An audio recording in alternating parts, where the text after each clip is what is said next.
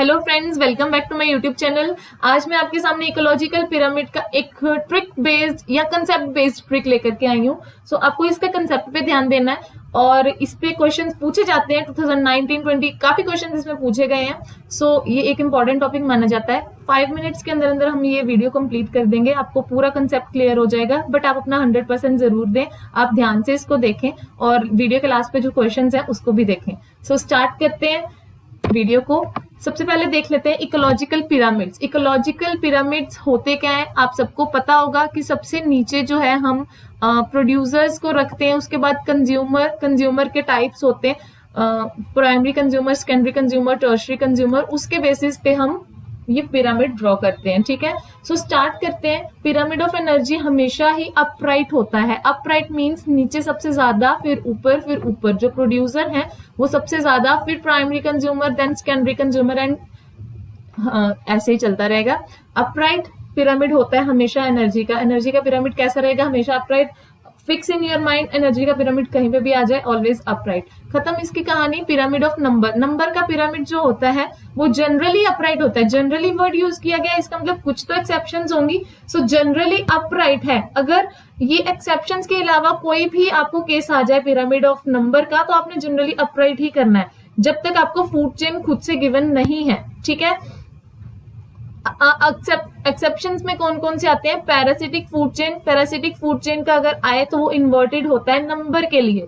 और अगर एक गार्डन या फिर ग्रासलैंड और एक ट्री का अगर आ जाए तो वो हमेशा स्पिंडल शेप होता है। अब इन्वर्टेड और स्पिंडल शेप जल्दी से समझ लेते हैं। इन्वर्टेड तो आपको समझ में आ ही गया होगा कि अगर प्रोड्यूसर का नंबर कम है, फिर primary consumer and secondary consumer, ऐसा कुछ इन्वर्टेड शेप बन रहा है तो उसको इन्वर्टेड बोलेंगे।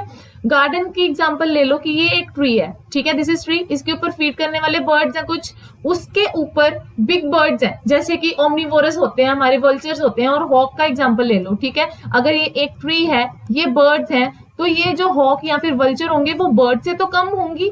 ठीक है, तो इस तरह से पहले कम, फिर ज्यादा, फिर कम हो गया। इस शेप को ये ना तो इन्वर्टेड शेप में आ रहा है ना ही ये अपराइट शेप में आ रहा है, तो इसको बोलते हैं स्पिंडल शेप। ठीक है, स्पिंडल शेप समझ में आ गया। नंबर एनर्जी के पिरामिड हो गए, डन। अब आते हैं बायोमास। बायोमास का जो पिरामिड होता है वो भी जनरली अपराइट होता है। ये एक्सेप्शन केसेस के अलावा कभी भी आपको अगर कोई भी पिरामिड ऑफ बायोमास का पूछा जाए तो आपने अपराइट देना है, जब तक आपको खुद से फूड चेन बना करके नहीं दी जाती। ठीक है, अब एक्सेप्शन क्या है? Water body. वाटर बॉडी का अगर आपको पिरामिड आएगा तो आप हमेशा इन्वर्टेड बोलोगे। किसका? वाटर बॉडी का। किसके लिए? बायोमास के लिए। बायोमास के लिए कोई भी वाटर बॉडी हो जाए, सी हो जाए, कुछ भी हो जाए, आपको इन्वर्टेड बोलना है। पर लेक के अलावा अगर आपको वाटर बॉडी में भी लेक का केस आ जाए तो आपको स्पिंडल शेप बोलना है। ठीक है, अगर आपको वाटर बॉडी में लेक का केस आ जाए तो स्पिंडल शेप। ऐसे अगर कोई भी वाटर बॉडी का बायोमास पूछे तो इन्वर्टेड, और वाटर बॉडी के अलावा किसी का भी बायोमास पूछे तो अपराइट। ठीक है, अब ये अगर आपको क्लियर हो गया हो तो हम आगे बढ़ते हैं। Pyramid of number in a tree ecosystem. Tree ecosystem देखते ही ओहो, ट्री इकोसिस्टम नंबर, पीछे चले, tree ecosystem number spindle shape. ठीक है, spindle shape is answer. With in 5 second your mind should be strike.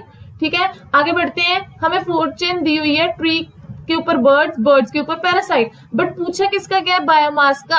हमेशा ये चीज कंफ्यूज करती है बच्चे। जल्दी से क्या करते हैं, एक ट्री है उसके ऊपर बहुत सारे बर्ड्स हैं, उसके ऊपर उससे भी ज्यादा पैरासाइट्स होंगे। देखो, एक ट्री है उसके ऊपर बहुत सारे, कुछ मान लो एक ट्री है उसके ऊपर 5 बर्ड्स हैं। ठीक है, एक बर्ड के ऊपर 10 पैरासाइट भी हों। पैरासाइट क्या होते हैं? हम उसमें पढ़ते हैं ऑर्गेनिज्म एंड पॉपुलेशन वाले चैप्टर में, कि जो होस्ट के ऊपर फीड करते हैं। ठीक है, मान लो कि एक बर्ड के ऊपर 10 पैरासाइट भी हो तो टोटल 50 पैरासाइट्स होंगे। यानी कि ये तो हमारा हो गया क्या, कौन सा ग्राफ हो गया? इन्वर्टेड ग्राफ हो गया। तो बच्चे जल्दी से इन्वर्टेड टिक करते हैं, but this is wrong. Always seen question की पूछा क्या गया? बायोमास का पूछा गया। ट्री का बायोमास सबसे ज्यादा होगा ना, उसके ऊपर अगर 5 बर्ड्स भी बैठे हैं तो ट्री का वेट तो बायोमास जो होता है वो तो ज्यादा ही होगा, और बर्ड्स का उससे कम, और पैरासाइट तो उससे भी पिद्दू पिद्दू से होते हैं, उनका बायोमास तो उससे भी कम होगा। ठीक है, तो इसके अकॉर्डिंग ये कौन सा ग्राफ बन रहा है? बायोमास ट्रीज का सबसे ज्यादा, फिर बर्ड्स का एंड देन पैरासाइट का। ये तो हमारा बन रहा है अपराइट, तो आंसर जाएगा अपराइट। ठीक है, हमेशा क्वेश्चन में ध्यान देना। मैंने आपको मिस्टेक भी बता दी कि आप कहाँ पे मिस्टेक कर सकते हो। ठीक है, आगे बढ़ते हैं। ये 2019 का क्वेश्चन है। Which of the following ecological pyramid is generally inverted. Generally कौन सा इन्वर्टेड होता है? जल्दी से 5 सेकंड का टाइम लें और जल्दी से सोचें। pyramid of number in grassland, pyramid of energy, pyramid of biomass in forest, pyramid of biomass in sea.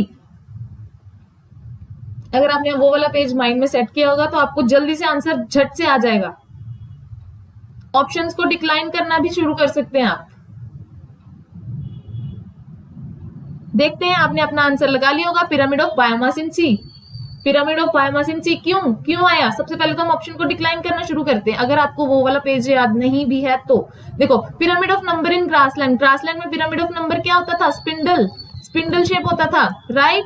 Pyramid of energy is always upright, तो ये दोनों को ऑप्शंस कैंसिल हो गए। Pyramid of biomass in forest, water bodies के अलावा कोई भी बायोमास का पिरामिड आता था तो वो कैसा होता था?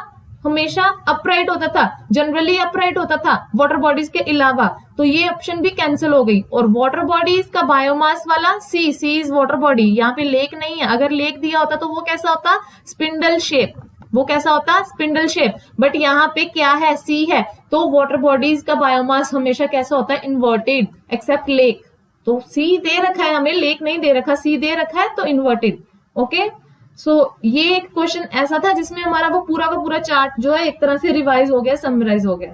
ठीक है, so thank you. I hope आपको वीडियो समझ में आया होगा। आप अपना अच्छे से पढ़ाई करें। आई होप आपकी पढ़ाई भी अच्छी चल रही होगी, और अगर कोई भी डाउट होगा तो वीडियो के कमेंट बॉक्स में जरूर लिखें। Thank you so much.